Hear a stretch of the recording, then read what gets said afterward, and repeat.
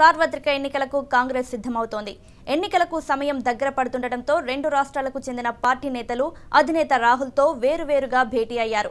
రాబోయే ఎన్నికల్లో అనుసరించాల్సిన వ్యూహాలపై రాహుల్ పార్టీ నేతలకు దిశానిర్దేశం చేశారు. సార్వత్రిక ఎన్నికలపై ఏపీ తెలంగాణ కాంగ్రెస్ దృష్టి సారించింది. ఎన్నికలకు సమయం దగ్గర పడుతుండటంతో ప్రచారానికి శ్రీకారం చుట్టాలని రెండు రాష్ట్రాల కాంగ్రెస్ నేతలు భావిస్తున్నారు. ఈ క్రమంలోనే ఏపీ తెలంగాణ కాంగ్రెస్ నేతలు వేర్వేరుగా ఢిల్లీలో రాహుల్ గాంధీతో భేటీ అయ్యారు. రాబోయే ఎన్నికల్లో అనుసరించాల్సిన వ్యూహాలపై ఏపీ నుంచి రాష్ట్ర పీసీసీ చీఫ్ రఘువీరారెడ్డి, పార్టీ రాష్ట్ర వ్యవహారాల ఇన్ఛార్జి ఉమెన్ చాందీ ముందుగా రాహుల్తో భేటీ అయ్యారు. రాబోయే ఎన్నికల్లో ఒంటరిగానే పోటీ చేస్తుండటంతో ఏ అంశాలను తెరపైకి తీసుకురావాలి, ప్రచారంలో ఎలా వ్యవహరించాలి అనే దానిపై చర్చించారు. అదేవిధంగా ఎన్నికలకు సంబంధించి వివిధ కమిటీల నియామకాలపై కూడా చర్చించారు. దీనికి సంబంధించిన ప్రతిపాదనలు రఘువీరారెడ్డి రాహుల్ కు అందించారు. కాంగ్రెస్ పార్టీ అధ్యక్షులు రాహుల్ గాంధీ గారితో ఇంతవరకు కలిసినాం. ఈ ఎన్నికలకు సంబంధించి కాంగ్రెస్ పార్టీ తరఫున ఒక 8 కమిటీలు ఆ ప్రపోజల్స్ వాళ్ళకి ఇచ్చినాం. దాన్ని అప్రూవ్ చేస్తామని చెప్పినారు. త్వరలోనే ఎక్స్టెండెడ్ సిడబ్ల్యూసి సమావేశం ఏర్పాటు చేయనున్నారు. అది ఆంధ్రప్రదేశ్లోనే విజయవాడలోనే ఎక్స్టెండెడ్ సిడబ్ల్యూసి సమావేశం విజయవాడలోనే ఏర్పాటు చేయమని రిక్వెస్ట్ చేసినాం. పాజిటివ్గా దానికి స్పందించినారు.